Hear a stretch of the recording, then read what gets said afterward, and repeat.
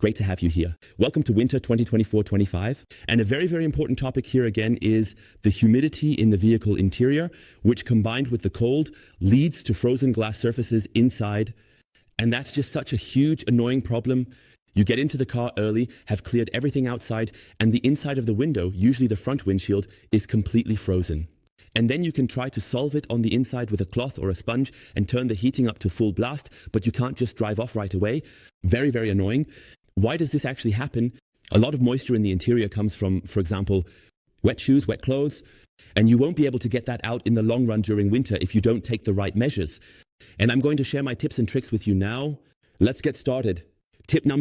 One tip is to use the air conditioning in your vehicle because it also dries and dehumidifies the air, giving you the opportunity to keep everything moisture-free in the long run during winter, or at least significantly reduce it. That's why you should use the air conditioning even in winter. Many people always think that the air conditioning is only good in summer because it can create cool air, which is important in summer. But it also dehumidifies the space.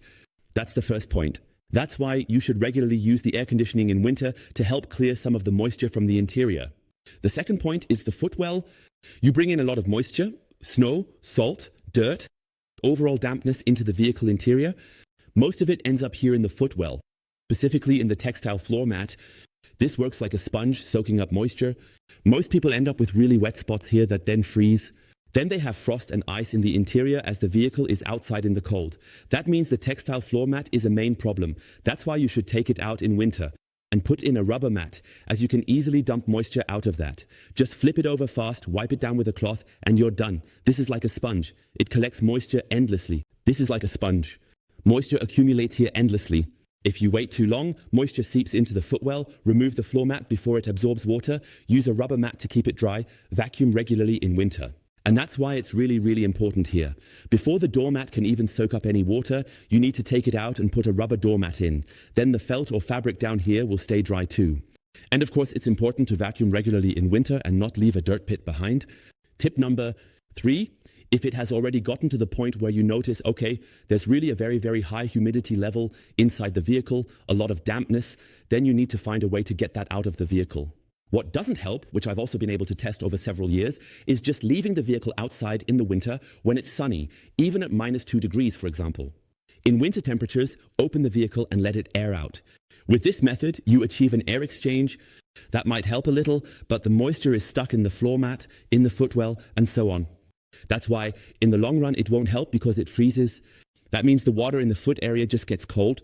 But if you close the vehicle again and park it somewhere in a garage, the same amount of humidity will be back inside as before because the water essentially goes back into the air.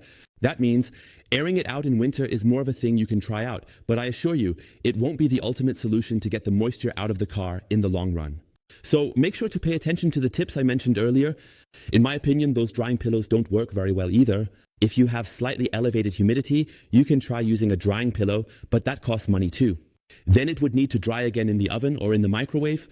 It's all energy and time that you have to invest. Or these granulate boxes. A few years ago, I made you a video on how to make a granulate box so that the water can collect in the box at the bottom and then be removed from the vehicle. But even that, in the long run, is really not a solution for dealing with strong and high humidity and dampness in the vehicle. And that's why you can try it out. But if you're struggling with high humidity, please get yourself an electronic dehumidifier, which I'll show you now. Such a device can really significantly reduce the humidity in the vehicle and also pull moisture out of the floor mats. And that's why you can try it out. But if you're struggling with high humidity, please get yourself an electronic dehumidifier, which I'll show you now. And such a device can really significantly reduce the humidity in the vehicle, pulling moisture out of the floor mats. And it works really well. It obviously costs the most, that's logical, but you can also use such a device in your workshop, in your hall, in your house, or in your apartment, and that collects the water down here. I'm also going to show you what we were able to pull out of this car in terms of water in the last video over the course of 24 hours. That was crazy. The half of this collection container was completely full. I'm going to show you this here. So that's really very nice. In terms of controls, they are all relatively similar. Just turn it on, then set your desired target humidity here. I always set it to the absolute minimum, so 40% here, and then I let the device run until it really pulls out the maximum amount of moisture, and then you can take the device out of the vehicle. Please watch the video again. You can also set a timer on my device and also set the ventilation modes differently, but I always set everything to the highest level so that we get the maximum positive effect I've had this device for years and it's crucial for my vehicles. It saved me money. Just place it in the car, run it a few times in winter, and prevent freezing by maintaining humidity and removing moisture. I'll share more tips. Especially with the vehicles, it has saved me a lot of money because I didn't have to buy any drying pads, granules, or boxes and dry them out again. Instead, you just put it in the car, let it run maybe 2 or 3 times in winter, and then you simply don't have the problem of anything freezing inside the vehicle anymore because the humidity is kept at a very reasonable level and the moisture is drawn out of the materials in the interior. Just a few extra tips. Of course, you shouldn't get into the vehicle with 3 kilos of snow. So my tip is just sit in the vehicle, feet outside, and knock your shoes together. These are just standard things, it's common sense. You can also teach a little child this a bit and say, hey, don't bring so much snow into the car, just sit down with your butt, knock your shoes together, and try to keep as much snow outside as possible before getting into the car. Then your shoes will be on the rubber mats. And if you notice after your trip that there is still a bit of water that has settled, then you simply take a cloth or an old rag or something and simply remove the water from the car so that it doesn't dry in the car and instead gets into the air. And with that, I thank you for watching. If you have any questions, feel free to leave them in the comments below. Maybe you have some tips that I didn't include in the video, then feel free to write them in the comments below. Do you have any ultimate tips on how to keep humidity out of the car?